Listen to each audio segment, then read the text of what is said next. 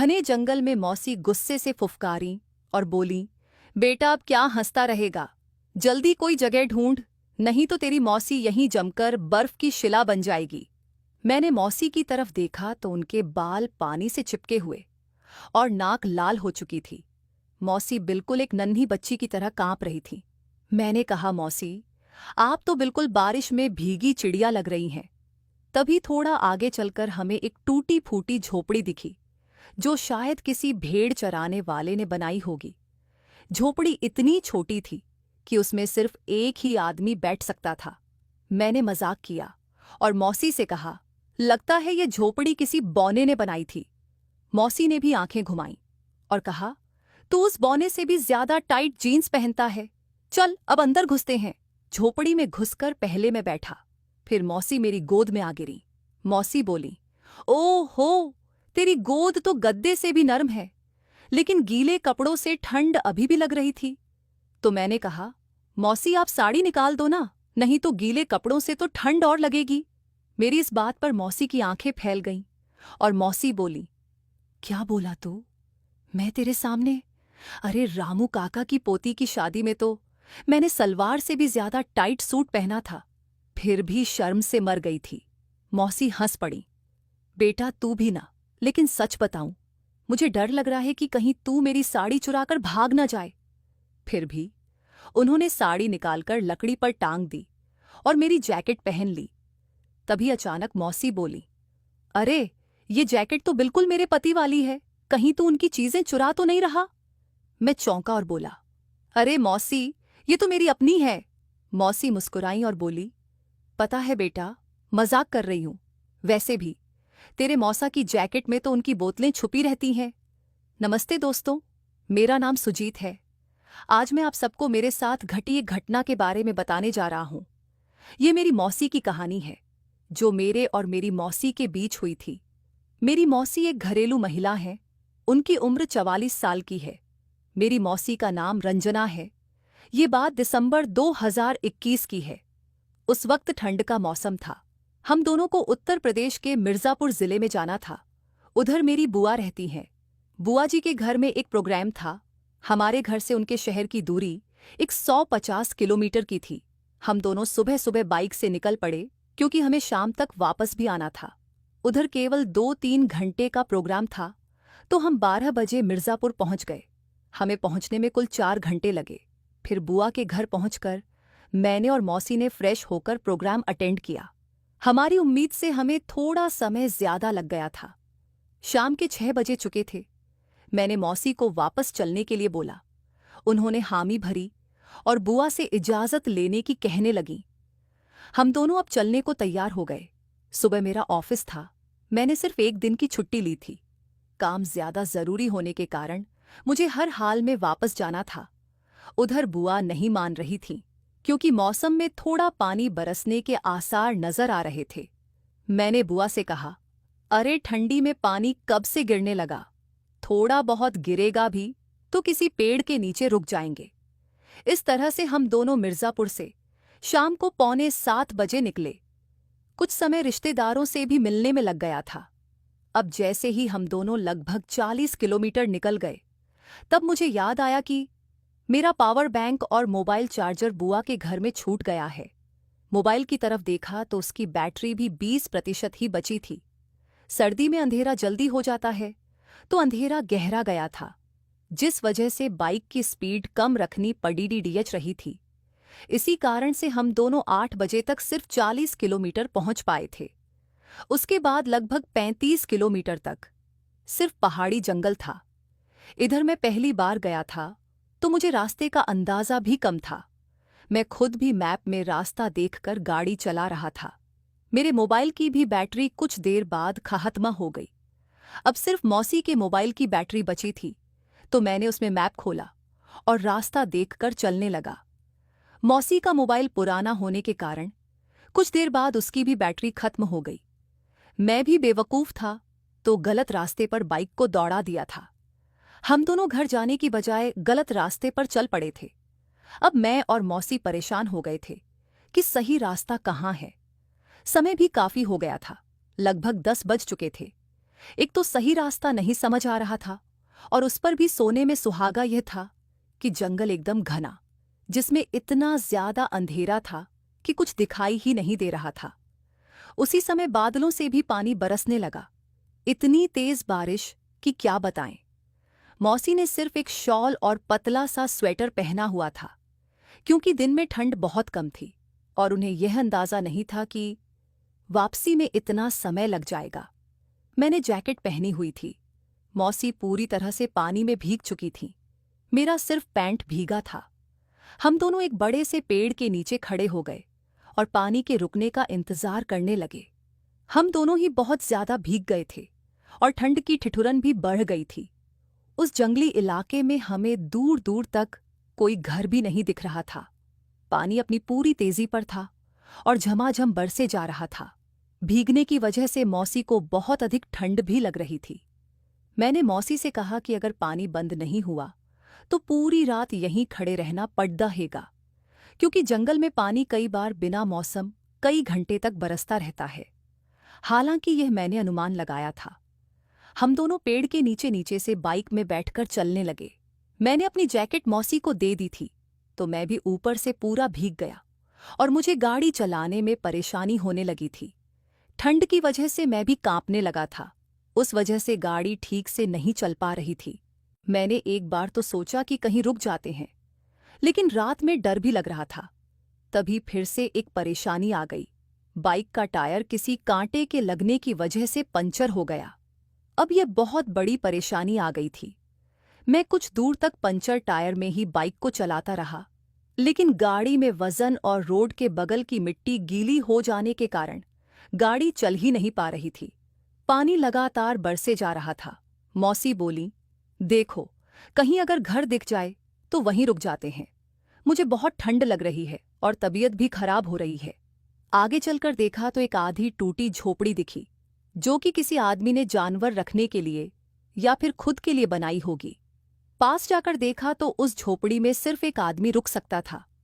झोपड़ी पेड़ के नीचे थी, इसलिए उधर पानी कम आ रहा था। उस वक्त लगभग 11 बज चुके थे। हम दोनों जल्दी से झोपड़ी के पास आए और देखा कि कुछ सूखा सा था और घास जैसा भी पड़ा था। वह झोपड़ी के कुछ हिस्से ठीक होने के कारण सूखा था, लेकिन उधर इतनी कम जगह थी कि सिर्फ एक आदमी ही बैठ सकता था। मौसी बोली, चलो बैठते हैं। पहले मैं बैठा और फिर मौसी मेरी गोद में बैठ गई, लेकिन अभी भी पानी के छींटे आ रहे थे और हमारे सभी कपड़े गीले होने के कारण ठंड भी लग रही थी। मैंने मौसी से कहा, आप साड़ी निकाल दो, क्योंकि गीले कपड़ों से ठंड ज्यादा लगती है, और आप जैकेट पहनकर बैठ जाओ। मौसी बोली, तुम्हारे सामने कैसे कपड़े निकालूं? मुझे शर्म आ रही है। मैंने कहा, जब ठंड लग जाएगी तब क्या करोगी मौसी? और ये इतना अधिक अंधेरा है कि आप दिखोगी ही नहीं। मौसी बोली, ठीक है। उन्होंने साड़ी निकालकर एक लकड़ी के डंडे से टांग दी ताकि वह कुछ सूखी सी हो जाए। मैं शर्ट और जीन्स में था। जैसे ही मौसी वापस मेरी गोद में बैठी, उनकी पैरों की गर्मी मुझे महसूस होने लगी। आप लोगों को क्या बताऊं, मौसी की पैरों में एक भी बाल नहीं था। मौसी के पैर एकदम मुलायम थे। मैंने मौसी के पैरों में हाथ रख दिया था। कुछ देर बाद मौसी बोली, तुम्हारे गीले पैंट की वजह से मुझे ठंड लग रही है। मुझे खुद भी ठंड लग रही थी, तो मैंने मौसी को उठाया और अपनी पैंट को निकाल दिया। अब मौसी नीचे से सिर्फ पैंटी और ऊपर जैकेट में थीं। मैं अंडरवियर और गीली शर्ट में था। मौसी बोली, यह गीली शर्ट भी उतार दो, इससे तुम्हें कम ठंड लगेगी। मौसी जैकेट में थीं और मेरे ऊपर थीं, तो मैंने सोचा ये सही है। मैंने शर्ट को भी उतार दिया। हम दोनों बैठे बैठे पानी रुकने का इंतजार करने लगे। कुछ देर बाद मुझे ठंड ज्यादा लगने लगी। मैं कंपाने लगा। मौसी बोली, तुम जैकेट के अंदर आ जाओ। मेरी जैकेट थोड़ी बड़ी थी और वह कुछ खींचने वाली भी थी, तो मौसी ने जैकेट को उतार दिया और मुझे पहना दिया। अब मैं और मौसी एक साथ जैकेट में आ गए।